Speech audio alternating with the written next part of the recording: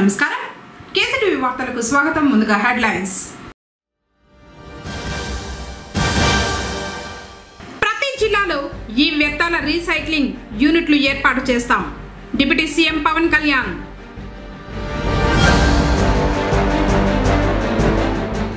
Investment పేరుతో రెట్టింపు మోసం. నిండా ముంచిన డాయర్ 20 కోట్లు స్వాహా. మెప్మా ఉద్యోగే కీలకం. పోలీసులను ఆశ్రయించిన బాధితులు.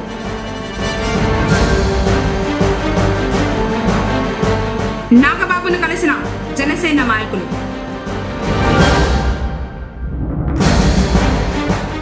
మదనపల్లి ఘటనతో మాకు సంబంధం లేదు స్పష్టం చేసిన ఎంపీ పెద్దిరెడ్డి వెంకట మిథున్ రెడ్డి. వార్తలోని వివరాలు. రెవెన్యూ అధికారులు తమ పరిధిలోని రెవెన్యూ రికార్డులను పకడ్బందీగా నిర్వహించాలని రాష్ట్ర ప్రభుత్వ ప్రత్యేక ప్రధాన కార్యదర్శి ఆర్పి సిసోడియా అధికారులకు సూచించారు. మదనపల్లి సబ్ కలెక్టర్ కార్యాలయంలో జరిగిన అగ్ని ప్రమాద ఘటన సందర్భంగా మదనపల్లికి విచ్చేసిన రాష్ట్ర ప్రభుత్వ ప్రత్యేక ప్రధాన కార్యదర్శి ఆర్పి సిసోడియా, అన్నమయ్య జిల్లా కలెక్టర్ శ్రీధర్ చామకూరి, చిత్తూరు జిల్లా కలెక్టర్ సుమిత్ కుమార్, తిరుపతి జిల్లా కలెక్టర్ డాక్టర్ వెంకటేశ్వర్లతో కలిసి గురువారం మదనపల్లి సబ్ కలెక్టర్ కార్యాలయంలోని హెచ్ఎన్ఎస్ఎస్ కార్యాలయంలో రెవెన్యూ అంశాలపై 3 జిల్లాల ఆర్డీఓలు, తహసీల్దార్లతో సమావేశం నిర్వహించారు. ఈ సందర్భంగా రాష్ట్ర ప్రభుత్వ ప్రత్యేక ప్రధాన కార్యదర్శి సిసోడియా మాట్లాడుతూ రెవెన్యూ అధికారులు తమ పరిధిలోని ప్రతి సబ్జెక్టుపై పూర్తి అవగాహన కలిగి ఉండాలన్నారు. ప్రజాస్వామ్యంలో రెవెన్యూ శాఖ అత్యంత కీలకమైందని, ప్రతి రెవెన్యూ ఉద్యోగి రెవెన్యూ రికార్డుల నిర్వహణలో ప్రత్యేక శ్రద్ధ చూపాలన్నారు. రాబోయే రోజుల్లో ఏ రకమైన అవకతవకలకు పాల్పడకుండా ప్రభుత్వ నియమ నిబంధనల ప్రకారం పక్కాగా రికార్డులు మెయింటెనెన్స్ చేయాలన్నారు. 20 సంవత్సరాలు పూర్తి కాకముందే ఎక్కడ కూడా డి పట్టా ఇవ్వకూడదని, ఇలాంటి కేసులు ఏమైనా ఉన్నట్లయితే సర్వే చేయించాలన్నారు. తహసీల్దార్ కార్యాలయానికి వచ్చే ప్రతి దరఖాస్తు ఆన్లైన్ చేయడం జరుగుతుందని, రెవెన్యూ అధికారులు ప్రతి చిన్న విషయాన్ని జాగ్రత్తగా పరిశీలించి సమస్య పరిష్కరించాల్సి ఉంటుందన్నారు. అన్నమయ్య జిల్లా కలెక్టర్ శ్రీధర్ చామకూరి మాట్లాడుతూ ప్రజాస్వామ్యంలో రెవెన్యూ శాఖ అత్యంత కీలకమైందని, ప్రతి రెవెన్యూ ఉద్యోగి రెవెన్యూ అంశాలలో పూర్తి అవగాహన బాధ్యతగా విధులు నిర్వహించాలన్నారు. ఈ సందర్భంగా గతంలో జరిగిన ఇనాం భూముల రిజిస్ట్రేషన్లు, 22A భూ సమస్యలు, 2020-23 సంవత్సరంలో జరిగిన పట్టా భూముల వివరాలు, వ్యవసాయ భూములను వ్యవసాయేతర భూములకు కన్వర్షన్ చేయడం, చుక్కల భూముల సమస్యలు, అసైన్మెంట్ భూముల వివరాలు తదితర అంశాలపై డివిజన్ల వారీగా ఆర్డీఓలు, తహసీల్దార్లతో చర్చించడం జరిగింది. ఈ కార్యక్రమంలో అన్నమయ్య, చిత్తూరు, తిరుపతి జిల్లాల ఆర్డీఓలు, తహసీల్దార్లు, ఆర్ఐలు, సర్వేయర్లు తదితరులు పాల్గొన్నారు. రానున్న రోజుల్లో ప్రతి జిల్లాలోనూ ఈ వ్యర్థాల రీసైక్లింగ్ యూనిట్లు ఏర్పాటు చేస్తామని జనసేన అధ్యక్షుడు, ఉప ముఖ్యమంత్రి పవన్ కళ్యాణ్ తెలిపారు. అమరావతిలో గురువారం జరిగిన శాసన మండలి సమావేశంలో ఆయన పాల్గొన్నారు. ఈ వ్యర్థాల తొలగింపుకు తీసుకున్న చర్యలపై శాసన మండలిలో ఎమ్మెల్సీలు అడిగిన ప్రశ్నలకు ఉప ముఖ్యమంత్రి సమాధానం ఇచ్చారు. దేశంలో ఈ వ్యర్థాలు అధికంగా ఉత్పత్తి చేసే మొదటి 3 రాష్ట్రాల్లో ఏపీ లేదన్నారు. ఈ వ్యర్థాల తొలగింపు, రీసైక్లింగ్ చేసేందుకు ప్రభుత్వం అన్ని చర్యలు తీసుకుంటోందని తెలిపారు. క్వశ్చన్ నెంబర్ 13427 డిప్యూటీ సీఎం గారు. అధ్యక్ష, శ్రీ వంకా రవీంద్రనాథ్ గారు అడిగిన ప్రశ్న అధ్యక్ష. 1, దేశంలోనే ఎలక్ట్రానిక్ వ్యర్థాలను ఉత్పత్తి చేసే 3 అగ్ర రాష్ట్రాల్లో ఆంధ్రప్రదేశ్ 1 అనేది వాస్తవమేనా? ఈ ప్రశ్నకి సమాధానం అధ్యక్ష లేదు. ఇది ఉమ్మడి తెలంగాణ రాష్ట్రాన్ని కలుపుకుంటే ఏదైనా 3వ స్థానంలో తెలంగాణ ఉంది, ఆంధ్రప్రదేశ్ లేదు అధ్యక్ష. 2, అయితే రాష్ట్రంలో ఎలక్ట్రానిక్ వ్యర్థాలను సక్రమంగా తరలించేందుకు ప్రభుత్వం తీసుకుంటున్న చర్యలు ఏమిటి? ఉత్పత్తిదారుల ద్వారా అందించబడిన దేశవ్యాప్త విక్రయాల డేటా ఆధారంగా జాతీయ స్థాయిలో ఎలక్ట్రానిక్ వ్యర్థాల ఉత్పత్తికి సెంట్రల్ పొల్యూషన్ కంట్రోల్ బోర్డు అంచనాల ప్రకారం ఆంధ్రప్రదేశ్ రాష్ట్రం 12వ స్థానంలో ఉందని పేర్కొనడం జరిగింది. దానికి అనుబంధంగా ఆ నకలు కూడా జత చేయడమైంది. భారత ప్రభుత్వ పర్యావరణ, అటవీ, వాతావరణ మార్పుల మంత్రిత్వ శాఖ ఎలక్ట్రానిక్ వ్యర్థాల నిర్వహణ నిబంధనలను తెలియజేసింది. ఆంధ్రప్రదేశ్లో 1 ఏప్రిల్ 2023 నుండి ఇప్పటి వరకు అమలు చేయబడుతుంది. ప్రస్తుతం ఎలక్ట్రానిక్ వ్యర్థాలను తరలించడం, రీసైకిల్ మరియు శుభ్రం చేయడానికి ఆంధ్రప్రదేశ్ రాష్ట్రంలో 6 ఎలక్ట్రానిక్ వ్యర్థాల రీసైక్లర్స్ వ్యర్థాల సేకరణ కోసం నమోదయ్యాయి. రాష్ట్రంలో ఉత్పత్తి అయ్యే మొత్తం ఎలక్ట్రానిక్ వ్యర్థాలను ఎలక్ట్రానిక్ వ్యర్థాల రీసైక్లర్స్ ద్వారా సేకరణ జరుగుతున్నది. ఎలక్ట్రానిక్ వ్యర్థాల రీసైక్లర్స్ వ్యర్థాలను ప్లాస్టిక్లు, విలువైన ఇతర లోహాల, ప్రమాదకర వ్యర్థాలు మరియు ఇతర పదార్థాలుగా విభజించడం జరుగుతుంది. ప్లాస్టిక్ వ్యర్థాలను గ్రాన్యూల్స్ గాను పెల్లెట్స్ తయారీ కోసం ప్లాస్టిక్ వ్యర్థాల ప్రక్రియ యూనిట్కు తరలించడం జరుగుతూ ఉంటుంది. ప్రీ ప్రాసెసర్లు, కో ప్రాసెసర్లు, ట్రీట్మెంట్, స్టోరేజ్, ప్రమాదకరమైన వ్యర్థాలను తరలించే సౌకర్యం environment protection training treatment, storage and disposable ఫెసిలిటీకి తరలించే సౌకర్యం అధ్యక్ష. ఎలక్ట్రానిక్ వ్యర్థాల రీసైక్లింగ్ యూనిట్ల ద్వారా విలువైన ఇతర లోహాలు సంగ్రహించడం అవుతుంది. మరి ఇనర్ట్ మెటీరియల్ తరలించడానికి తదుపరి శాస్త్రీయ ట్రీట్మెంట్ కోసం టీఎస్డిఎఫ్కి అంటే ట్రీట్మెంట్, స్టోరేజ్, డిస్పోజల్ ఫెసిలిటీకి దీన్ని తరలించబడుతుంది. మరిన్ని వివరాలన్నీ అనుబంధంలో జతచేయండి అధ్యక్ష. ఈ ప్రస్తుతానికి మనకు 6 ఉన్నాయి అధ్యక్ష. దాదాపు 4 రాయలసీమలను, 1 శ్రీకాకుళం, 1 విశాఖలో ఉన్నాయి, ఇంకొకటి తిరుపతి, అనంతపురంలో 2 ఉన్నాయి, కడపలో 1 ఉన్నాయి. ఇవి కాకుండా గౌరవ సభ్యులు అడిగినట్టుగా ఇది ప్రతి జిల్లాకు కూడా అవసరం ఉంది. భవిష్యత్తుకి మన పెరుగుతున్న ఈ వేస్ట్కి సంబంధించి ఖచ్చితంగా దీన్ని మరిన్ని యూనిట్లు వచ్చేలాగే చర్యలు తీసుకుంటాం. అలాగే private partners can establish units అధ్యక్ష. ప్రస్తుతానికి 6 మంది ఉన్నారు. ప్రైవేట్ పార్ట్నర్స్ తోటి మరి అన్ని జిల్లా కేంద్రాల్లో ఉండేలాగా దీన్ని ముందుకు తీసుకెళ్తాం. మెయిన్ టౌన్స్ అండి, మెయిన్ టౌన్స్లో బాగా పెరిగిపోతుంది. ప్రతి టౌన్స్ అవును. ఆధార్ ప్రత్యేక శిబిరాలను ప్రజలు సద్వినియోగం చేసుకుంటున్నారు. 27 చివరి తేదీ కావడంతో సెంటర్ల వద్ద పొంగనూరు పట్టణం సంతగేటిలోని సచివాలయం, భగత్ సింగ్ కాలనీ మరియు తేరువీధిలోని ఇలా ఈ 3 సచివాలయాల్లో ఆధార్ ప్రత్యేక శిబిరాలను మున్సిపల్ కమిషనర్ నరసింహప్రసాద్ ఏర్పాటు చేయించారు. కొత్త ఆధార్ కార్డులు, ఆధార్ తీసుకుని 10 ఏళ్లు దాటిన వారు ఇంటి అడ్రస్, వయస్సు, అక్షర దోషాలు, ఫోన్ నెంబర్ మరియు బయోమెట్రిక్ అప్డేట్ వంటి సేవలను ప్రజలు సద్వినియోగం చేసుకుంటున్నారు. గడువుకు కేవలం 2 రోజులు మాత్రమే సమయం ఉందని కమిషనర్ తెలిపారు.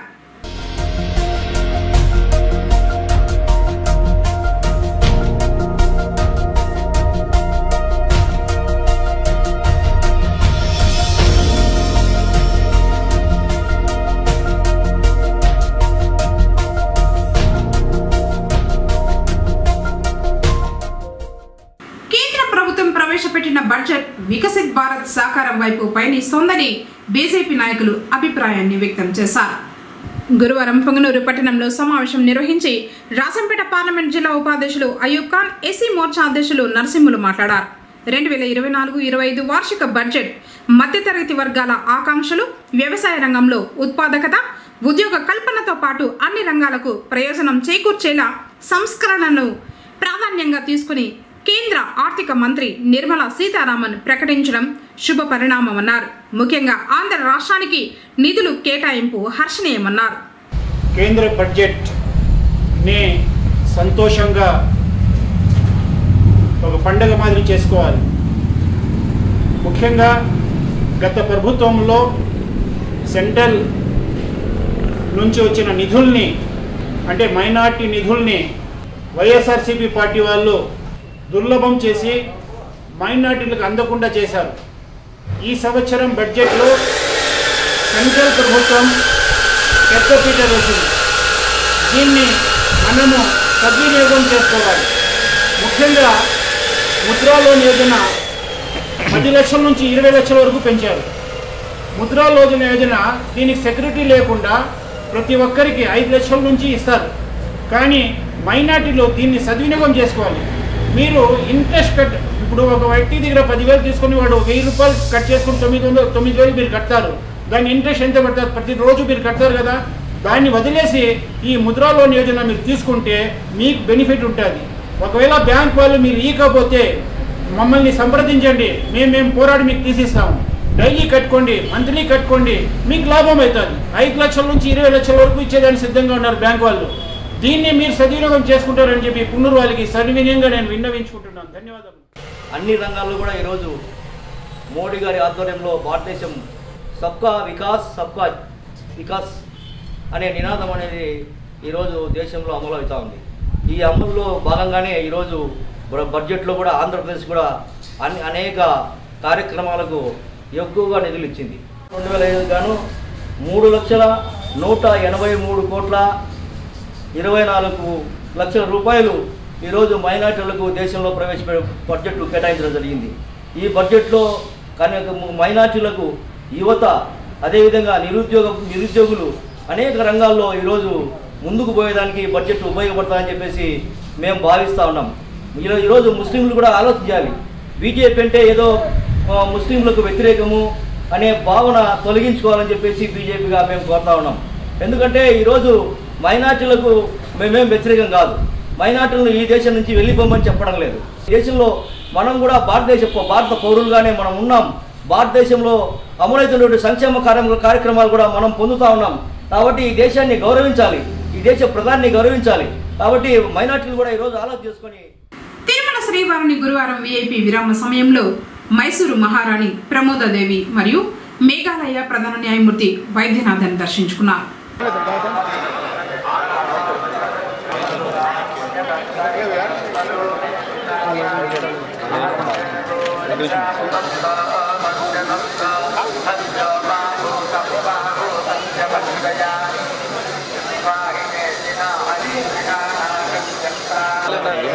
जगन स्वामी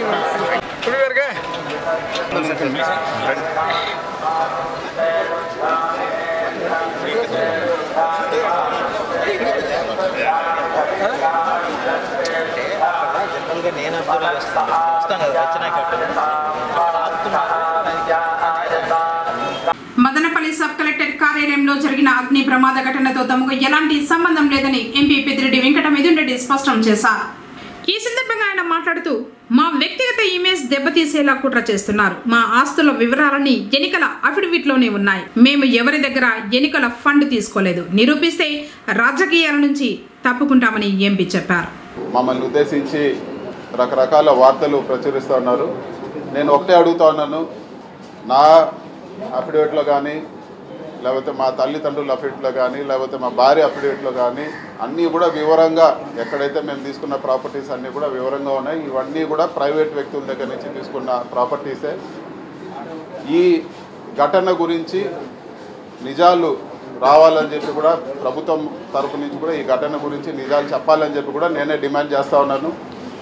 మీడియాలో కూడా చూడడం జరిగింది.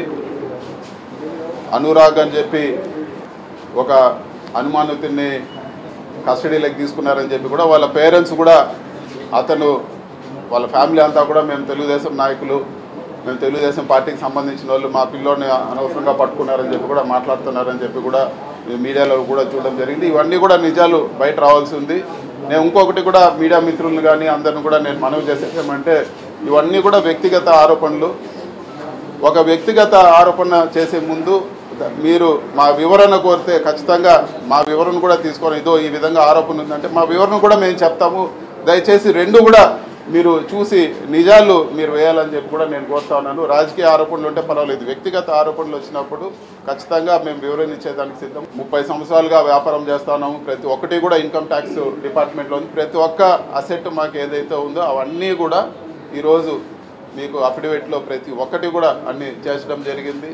కాబట్టి ఏది అడిగినా కూడా మేము వివరణ ఇస్తాం. దాని తర్వాత మీరు ఖచ్చితంగా మీరు తప్పు ఉంటే అవన్నీ కూడా నిలదీయండి. లేకపోతే మీరు ఏ పేపర్లో వేసినా కానీ టీవీలో వేసినా కానీ అవన్నీ కూడా సమంజసమే అని చెప్పి కూడా నేను అడుగుతున్నాను. అదేవిధంగా ఈరోజు ఆరోపణ చేసే నాయకులందరూ కూడా ఫ్యాక్ట్స్ ఊరికే నోటికి వచ్చినట్లు ఇన్ని 100 ఎకరాలను 1000 ఎకరాలను ఏదంటే అది ఈరోజు మాట్లాడుతూ ఉన్నారు. సాక్ష్యాధారాలతో కూడా మాట్లాడాలని చెప్పి కూడా నేను కోరుతా ఉన్నాను. అదేవిధంగా దాదాపు 10 ఎలక్షన్లు మా తండ్రి ఎమ్మెల్యేగా పోటీ చేశారు. నేను కూడా ఇది 3వ ఎలక్షన్ నేను ఎంపీగా రావడం జరిగింది.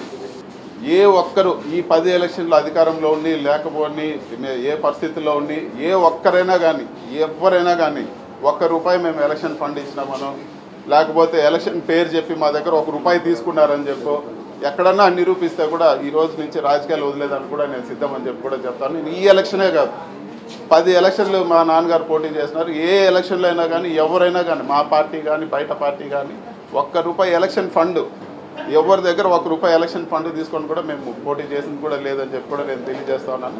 కొంతమంది మాట్లాడుతూ ఉన్నారు రికార్డులు తారుమారు చేసేదానికి ఈ ఘటన జరిగిందని చెప్పి. నేను ఒకటే అడుగుతాను, మా అఫిడవిట్లో ఉండే ప్రాపర్టీస్ కానీ ఇంకటి కానీ ఏదైనా కానీ ఎంఆర్ఓ ఆఫీస్లో ఉంటాయి, కలెక్టర్ ఆఫీస్లో ఉంటాయి, CCLAలో కూడా ఇవన్నీ రికార్డ్స్ ఉంటాయి. సో ఇవన్నీ కూడా ఏదో చిన్న ఘటన జరిగితే రికార్డ్స్ అన్ని తారుమారే పరిస్థితి ఉండదు. నన్ను అడిగితే నేనే ఇవ్వడానికి సిద్ధంగా ఉన్నాను. మీకు ఏ కావాలన్నా కూడా నేను వివరించేదానికి సిద్ధంగా ఉన్నానని చెప్పి కూడా నేను తెలియజేస్తాను. ఇవన్నీ కూడా కుట్రపూరితంగా ఇమేజ్ దెబ్బతీయాలి, పేరు ప్రతిష్టలు భంగం కలగాలని చెప్పే విధంగా ఇవన్నీ కూడా ఈరోజు ఈ ఆరోపణలు కానీ ఇవన్నీ కూడా ఒక పద్ధతి ప్రకారం చేస్తూ ఉన్నారు. ఈ ఆరోపణలు కూడా పసలేని ఆరోపణలు అని చెప్పి కూడా ఈరోజు నేను తెలియజేస్తా ఉన్నాను. ఇక మీదట ఎవరు ఇలాంటి వ్యక్తిగత ఆరోపణలు ఇలాంటి దారుణమైన ఆరోపణలు చేస్తే ఖచ్చితంగా డెఫమేషన్ సూట్ వేసి న్యాయంగా వాళ్ళపైన చర్యలు తీసుకుంటానని చెప్పి కూడా నేను తెలియజేస్తాను. ఇప్పుడు కాసేపు ప్రకటనలు. శ్రీ వెంకటేశ్వర మహల్ థియేటర్ వారి శ్రీ వెంకటేశ్వర గోల్డ్ ప్యాలెస్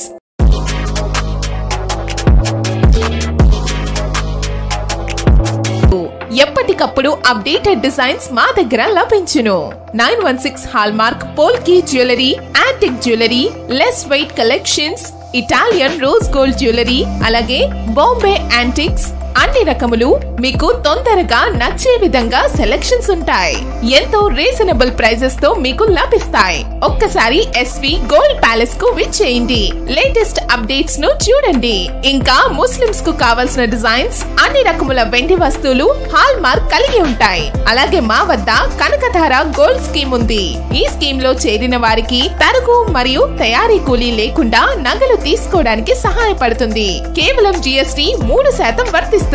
ఇట్లు Sri Venkateswara gold palace, Taj Mahal theatre road, Reliance Trends పక్కన, పుంగునూరు. మా వాట్సాప్ నంబర్ 8106488916. తిరిగి వార్తలకు స్వాగతం. ఎక్కువ శాతం ఉన్న బలిసలకు తగు గుర్తింపును ఇస్తూ రాజకీయాల్లో ప్రాధాన్యత కల్పించాలని RPF వ్యవస్థాపక అధ్యక్షులు రెడ్డి శేఖర్ రాయల్ రాష్ట్ర ప్రభుత్వాన్ని డిమాండ్ చేశారు. రాయల్ పీపుల్స్ ఫ్రంట్ నాయకులు గురువారం తిరుపతిలో ఏర్పాటు చేసిన సమావేశంలో ఆయన మాట్లాడారు. బలిజలకు ప్రత్యేక కార్పొరేషన్ ఏర్పాటు, 5,000 కోట్లతో ప్రత్యేక నిధిని ఏర్పాటు చేయాలన్నారు. అలాగే మంత్రివర్గంలో బలిజలకు అవకాశం ఇవ్వడంతో పాటు MLC సీట్లు కేటాయించాలన్నారు.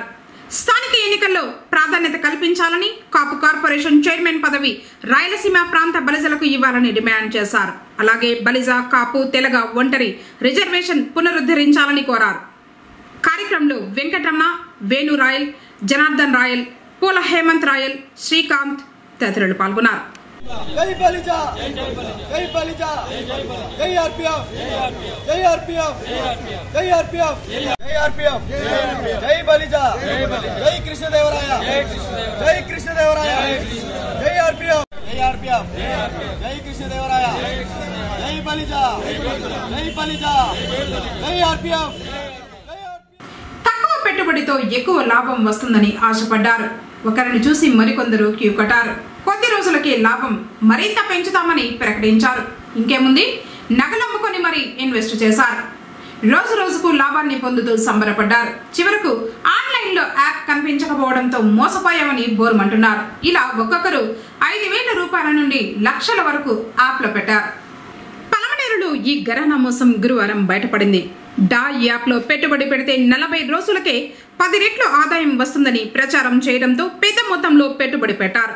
ఇలా 5,000 మందికి పైగా సుమారు 20 కోట్లకు పైగా నగదు పెట్టుబడి పెట్టి మోసపోయామని బాధితులు అంటున్నారు. దీంతో యాప్ కు సంబంధించిన కార్యాలయం వద్దకు చేరుకున్న బాధితులు ఏజెంట్లను నిలదీసి వారిపై ఆగ్రహం వ్యక్తం చేశారు. మున్సిపాలిటీలోని మెప్మాలో కీలక ఉద్యోగి ఇందుకు ముఖ్య ఏజెంట్ అని బాధితులు అంటున్నారు. యాప్ని ఇంట్రడ్యూస్ చేసింది ఓన్లీ ఆర్పీలు మాత్రమే. ఈ ఆర్పీలు ఏం చెప్పినారంటే, మీరు డబ్బులు ఇన్వెస్ట్ చేయండి, మీ డబ్బులు కానీ పోతే మేము ఇస్తాము, మీరు ఇంకొకరిని జాయిన్ చేయించండి, వాళ్ళకి డబ్బులు పోతే కూడా మేమే ఇస్తాము అని చెప్పి దగ్గర ఒక 5,000 మందిని జాయిన్ చేయించేసినారు. వీళ్ళు డబ్బులంతా పోయినాయి ఈ డా యాప్లో. ఇప్పుడు ఎవరు కట్టిస్తారు? ఆర్పీలు కట్టిస్తారా, రాజేష్ కట్టిస్తాడా, లేకపోతే ఎవరు కట్టిస్తారు ఈ డబ్బులు? మాకు వాళ్ళు షూరిటీ ఇచ్చి ఏపిచ్చినారు, ఓకే, మా డబ్బులు ఎవరు కట్టిస్తారు? ఇప్పుడు ఆర్పీ పేరేంబా? నన్ను జాయిన్ చేయించి నాకు వచ్చి వనిత అక్కన ఆర్పీ నామే? ఆర్పీ ఆమె. ఎక్కడ? పలంనేరే. ఎక్కడ అంటే ఒక ఊరు ఎంత కట్టినారు? నేను 1,20,000 రాసినాను. 1,26,000 అట్లా 5,000 మంది నేను చెప్పడం ద్వారా నా ఫ్రెండ్ 4 లక్షలు వేసినాడు. నీ పేరేం బాబు? రాజశేఖర్ నా పేరు. తిరిగి నీకు ఎంత వచ్చిందా? నాకు వచ్చింది 36,000. 1,26,000లో నాకు వచ్చింది 36,000. ఇంకా 90,000 నాకు రావాలా. నా ఫ్రెండ్ 3,50,000 వేసినాడు. వాడికి వచ్చింది 24,000. వాళ్ళు ఏం చెప్పి మీ దగ్గర మేము ఉంటాము, మేము షూరిటీ. మీకు ఎంత పెట్టుబడి, ఎంత ఆదాయం వస్తుంది అది చెప్పు. 5,000 వేసుకుంటే దినానికి 190 రూపాయలు వస్తుంది. 20 నెల రోజులు వస్తుంది. మేము మళ్ళీ తర్వాత మీ 5,000 కూడా మీకు రిటర్న్ వస్తుంది అని చెప్పినారు. మళ్ళీ వచ్చేసి 10,000 వేసుకోండి, 15,000 వేసుకోండి, 1,00,000 వేసుకోండి, 2 లక్షలు వేసుకోండి, 1 కోటి రూపాయలు దాకా దీంట్లో ఉంది అని చెప్పి వేయించినారు. దీనికి ఆర్పీలదా న్యాయం చేయాలి మాకు. ఈ మేరకు డీఎస్పీ కార్యాలయానికి బాధితులు చేరుకుని పోలీసులకు ఫిర్యాదు చేశారు. యాప్కు సంబంధించిన వారిపై చర్యలు తీసుకుని తమకు రావాల్సిన డబ్బు తిరిగి ఇప్పించాలని బాధితులు కోరారు. ప్రస్తుతం మా పరిస్థితి అగమ్య గోచరంగా మారిందని ఆవేదన వ్యక్తం చేశారు.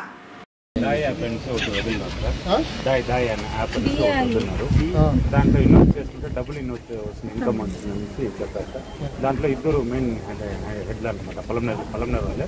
ఒకటి కమ్మర్ అని చెప్పేసి, ఇంకోటి రాజేష్ అని చెప్పేసి మున్సిపల్ ఆఫీస్లో పనిచేస్తారు. అది 300 రూపీస్ స్టార్ట్ ఉంది. 300 to 2 crores వరకు ఉంటుంది. ఎంత ఇన్వెస్ట్ చేస్తారో అంత వస్తుంది. దీనివల్ల ఏం చేశారంటే అందరూ దానికి ఇన్వెస్ట్ చేసినాము. అది 2 years ఎంతో ఉందంటే అది నేను 42 చేశాను సార్. ఫిక్స్డ్లో 42,000. అవును సార్, 42,000.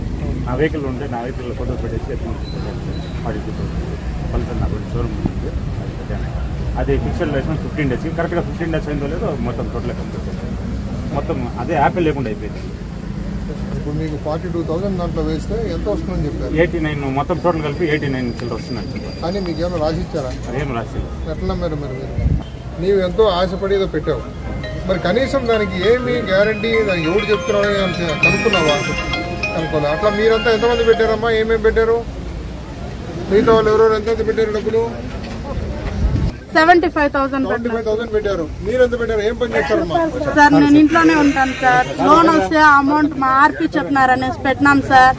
ఆర్పీలు నమ్మించినారు సార్ మమ్మల్ని. అట్లా ఇంకా మీరు ఎంత పెట్టారమ్మా? 1,11,000 పెట్టినారు సార్. మేము మళ్ళీ ఇంకా కొంతమందిని జాయిన్ కూడా చేయించమని అడిగినారు సార్. ఆశకు అంతు లేదు అంటారు. మీరు మునిగిపోవడమే కాకుండా ఇంకోటి ముంచుతున్నారు. మీరు మళ్ళీ కొన్ని 1,00,000 రూపాయలు పెట్టామని మీరు అంటున్నారు. 1,00,000 రూపాయలకి ఎంత వస్తుందని మీకు ఏమైనా రాసిచ్చాడా? ఏమీ లేదు. ఎవడో ఏదో ఒక యాప్ పంపిస్తున్నారని మనిషి మరి అంత ఆశపోతే అయిపోతే ఎట్లాగా? మీరు ఒకసారి ఆలోచన చేయాలి కదా. అప్పు చేసి కూడా మీరు దాంట్లో ఇన్వెస్ట్ చేస్తున్నారు. ఈ రోజు వాడు ఎవడో కూడా తెలియదు. కొన్ని మనిషిని చూసారా మీరు? ఎవడు పంపించాడని యాప్? ఏదో యాప్ వచ్చింది మీకు అని చెప్తున్నారు కదా. ఎవరు ఆ మనిషి? మీరు అతను ఏమైనా చూసారా? మాట్లాడారా? మీరు ఎవరెవరు కంప్లైంట్ ఇస్తారో రాసివ్వండి. కేసు కడతారు, ఇన్వెస్టిగేట్ చేస్తారు. ఓకేనా? దయచేసి ఎవరు కూడా దీన్ని నమ్మి, ఈయన కాదు ఎవడైనా కానీ డబ్బులు ఇస్తాడంటే ఊరికనే ఎవరు డబ్బులు ఇవ్వరమ్మా. అది గుర్తుపెట్టుకోండి. ఇన్వెస్టిగేషన్ జరుగుతుంది. అన్ని మొత్తం బయటకు వస్తాయి. మొత్తం డబ్బులు ఎంత ఇన్వెస్ట్ చేశారు, ఈ ఊర్లో ఎంతమంది మీలాగా మోసపోయారో మొత్తం తెలుసుకుందాము. ఖచ్చితంగా ఇన్వెస్టిగేషన్ చేసి చట్ట ప్రకారంగా ఏం చర్య తీసుకుంటామో అన్ని చేస్తారు. నాగబాబును పుంగనూరు జనసేన నాయకులు కలిశారు. బుధవారం మంగళగిరి జనసేన పార్టీ కేంద్ర కార్యాలయంలో పార్టీ ప్రధాన కార్యదర్శి నాగబాబుని మరియు అజయ్ను, జిల్లా కార్యదర్శి పగడాల రమణ, జిల్లా ప్రోగ్రామ్స్ కార్యదర్శి చైతన్య రాయళ్లు మర్యాదపూర్వకంగా కలిశారు. జనసేన పార్టీ సభ్యత్వ నమోదు ప్రక్రియ మరియు పుంగనూరు నియోజకవర్గంలో జనసేన పార్టీ పరిస్థితిపై ఆయనకు తెలిపారు. పార్టీ బలోపేతానికి ప్రతి జన సైనికుడు కలిసికట్టుగా పనిచేయాలని నాగబాబు చెప్పినట్లు వారు తెలిపారు. నియోజకవర్గంలో జనసేన పార్టీకి రావాల్సిన నామినేటెడ్ పదవుల గురించి చర్చించడం జరిగిందని వెల్లడించారు. పార్టీ కోసం కష్టపడిన వారికి తగిన గుర్తింపుతో పాటు పదవులు ఇవ్వడం జరుగుతుందని ఆయన తెలియజేసినట్లు చెప్పారు. కేంద్రంలోని మోడీ ప్రభుత్వం రవాణా రంగ కార్మికుల ప్రమాదకరమైన రవాణా బిల్లును తీసుకురావడం దారుణమని వెంటనే రద్దు చేయాలని గురువారం పుంగనూరులో జరిగిన ఆటో డ్రైవర్ల మహాసభలు డిమాండ్ చేశారు. ఈ మహాసభకు ముఖ్య అతిథిగా హాజరైన సిఐటియు జిల్లా ఉపాధ్యక్షుడు వాడ గంగరాజు మాట్లాడుతూ గత 10 సంవత్సరాలుగా కేంద్రంలోని మోడీ ప్రభుత్వం రవాణా రంగ కార్మికుల నడ్డి విరుస్తూ ఉన్నదని ధ్వసమెత్తారు. కేంద్ర రాష్ట్ర ప్రభుత్వాలకు అత్యధిక ఆదాయం కలిగిస్తున్న రవాణా రంగాన్ని నిర్వీర్యం చేయడం ఏమిటని ప్రశ్నించారు. సమాజానికి సేవ చేస్తున్న ఆటో కార్మికులకు సంక్షేమ బోర్డు ఏర్పాటు చేసి వారిపై పెనాల్టీలు రద్దు చేయాలని డిమాండ్ చేశారు. పుంగనూరులో ఆటో కార్మికులకు ఇళ్ల స్థలాలు ఇవ్వాలని డిమాండ్ చేశారు. జిల్లాలోని అన్ని పట్టణాల్లో ఆటో కార్మికులకు ఇళ్ల స్థలాలు ఇవ్వాలని, ఆటో నగర్ ఏర్పాటు చేయాలని డిమాండ్ చేశారు. రాష్ట్ర ప్రభుత్వం మహిళలకు ఉచిత ప్రయాణం తెస్తామని అమలు చేస్తే ఆటో కార్మికులకు నష్టం లేకుండా చేయాలని కోరారు. జిల్లాలో అన్ని చోట్ల ఆటో కార్మికులకు స్టాండ్ ఏర్పాటు చేయాలని పోలీసులు వేధింపులు మానుకోవాలని డిమాండ్ చేశారు. రవాణా చట్టాన్ని రద్దు చేయకపోతే భవిష్యత్తులో పోరాటాన్ని ఉధృతం చేయాల్సి వస్తుందని హెచ్చరించారు. రవాణా చట్టం వల్ల ఆటో కార్మికులకు జీవనోపాధి ఇబ్బందికరంగా మారిందని, ప్రమాదకరమైన రవాణా చట్టాన్ని రద్దు చేయాలని డిమాండ్ చేశారు. అధ్యక్షులుగా మస్తాన్, ప్రధాన కార్యదర్శిగా మౌలా, ఉపాధ్యక్షుడిగా మంజునాథ్, నూర్షా, సహాయ కార్యదర్శులుగా అహ్మద్ బాషా, ప్రసాద్ బాబు, కోశాధికారిగా ఇమ్రాన్లతో పాటు 9 మందిని కమిటీ సభ్యులుగా ఎన్నుకోవడం జరిగింది. ఈరోజు ఆటో కార్మికులు రకరకాల సమస్యలతో సతమతమవుతున్నారు.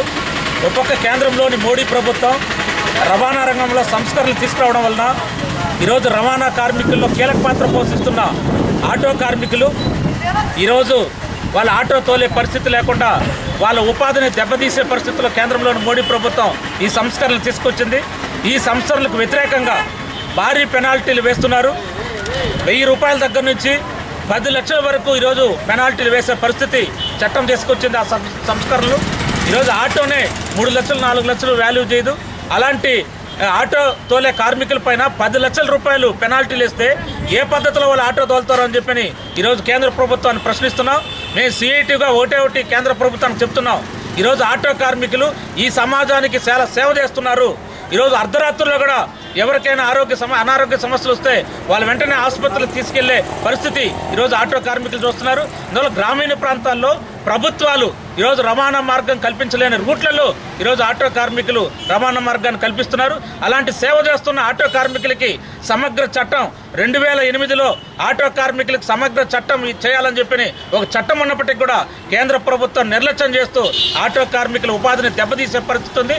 అందువల్ల మేము సిఐటిగా దేశవ్యాప్తంగా ఆటో కార్మికులందరినీ కూడా ఐక్యం చేసి భవిష్యత్తులో ఆటో కార్మికులకు ఉపాధి రక్షణ కల్పించే విధంగా ఈ పోరాటాన్ని ఉధృతం చేయాలని చెప్పి మేము అన్ని చోట్ల నిర్ణయం చేశాం. అందువల్ల ఈ సమావేశాలు అన్ని చోట్ల ఆటో కార్మికులందరూ ఐక్యం చేసి ఈ పోరాటాన్ని ముందుకు తీసుకెళ్లాలని చెప్పి ఈరోజు మేము సిఐటిగా భావిస్తున్నాం. రాష్ట్ర ప్రభుత్వం కూడా ఆ సంస్కరణలకు వ్యతిరేకించి ఈ రాష్ట్రంలో ఉన్న ఆటో కార్మికులందరూ కూడా న్యాయం జరిగే విధంగా రాష్ట్ర ప్రభుత్వం కూడా ఆలోచించాలని చెప్పి ఆటో కార్మికులకు మద్దతు ఇవ్వాలని చెప్పి సిఐటిగా ప్రభుత్వానికి డిమాండ్ చేస్తున్నాం.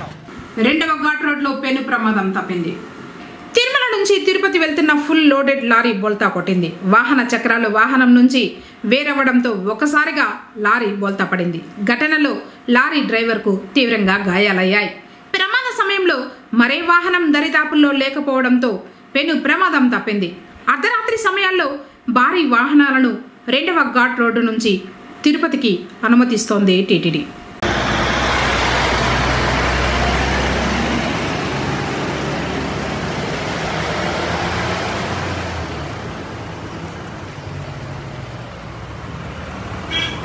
పొంగనూరు కాంగ్రెస్ భూ హక్కు చట్టం మళ్ళీ పట్టణంలోని ఇందిరాకొడలలో ఆయన మాట్లాడారు. గతంలో వైసీపీ పాలనలో జరిగిన రాజ్యాంగానికి వ్యతిరేకమైన ఈ చట్టాన్ని రద్దు చేయడం కోట్ల మంది ప్రజలకు మంచి జరిగిందన్నారు. అలాగే వివాదాస్పదంగా ఉన్న అన్ని చట్టాలను కూటమి ప్రభుత్వం రద్దు చేసి ప్రజాస్వామ్యాన్ని కాపాడాలని కోరారు. అర్జీల పరిష్కారంలో క్షేత్రస్థాయిలో పరిశీలించిన అనంతరం చర్యలు చేపట్టాలని డిఆర్ఓ పుల్లయ్య పేర్కొన్నారు. గురువారం స్థానిక జిల్లా సచివాలయంలోని సమావేశపు మందిరం నందు రాష్ట్ర ముఖ్యమంత్రి నారా చంద్రబాబు నాయుడు కుప్పం పర్యటనలో భాగంగా నిర్వహించిన ప్రజా సమస్యల పరిష్కార వేదికలో అందిన అర్జీల పరిష్కారంపై వివిధ శాఖల వారీగా తీసుకున్న చర్యలను డిఆర్ఓ డ్వామా పీడి రాజశేఖర్తో కలిసి సమీక్షించారు. ఈ సందర్భంగా డిఆర్ఓ మాట్లాడుతూ జిల్లా కలెక్టర్ ఆదేశాల మేరకు రాష్ట్ర ముఖ్యమంత్రి కుప్పం పర్యటనలో భాగంగా అందిన అర్జీల పరిష్కారంపై సమీక్షించడం జరుగుతూ ఉన్నదని, ఎక్కువగా అర్జీలు అందిన రెవెన్యూ, పిఆర్, డిఆర్డీఏ, విద్య, పోలీసు సంబంధిత శాఖల అధికారులు బృందాలను ఏర్పాటు చేసి సమస్యల పరిష్కారంపై ప్రత్యేక శ్రద్ధ పెట్టాలన్నారు. అర్జీదారుల సమక్షంలో సమస్యల పరిష్కారం కొరకు క్షేత్రస్థాయిలో పర్యటించి పరిష్కరించాలని, అర్థవంతంగా అర్జీదారునికి ఎండార్స్మెంట్ ఇవ్వాలని, ఆర్థిక పరమైన అంశాల విషయంలో ఉన్నతాధికారులకు పంపాలన్నారు. అర్జీలకు సంబంధించి తీసుకున్న చర్యలను 12 కాలమ్స్తో కూడిన నివేదికను ప్రతి శాఖ వారు కలెక్టరేట్కు అందిస్తూ ప్రతి అర్జీదారునికి ఇచ్చిన ఎండార్స్మెంట్ కాపీని కూడా జత చేయాలన్నారు. ఈ సమావేశంలో ASP Arifulla, ZP CEO Gloria, PR, R&B ఎస్సీలు Chandrasekhar Reddy, Umamaheswar Reddy, DM&HO doctor Prabhavati Devi, DLDO Ravikumar, ఇతర సంబంధిత శాఖల అధికారులు పాల్గొన్నారు. వార్తను ముగించే ముందు హెడ్లైన్స్ మరొకసారి. ప్రతి జిల్లాలో ఈ వ్యర్థాల రీసైక్లింగ్ యూనిట్లు ఏర్పాటు చేస్తాం. Deputy CM Pawan Kalyan.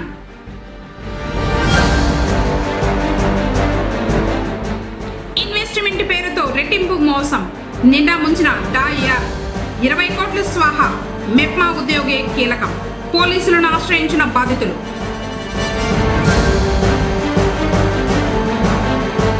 నాగబాబును కలిసిన జనసేన నాయకులు.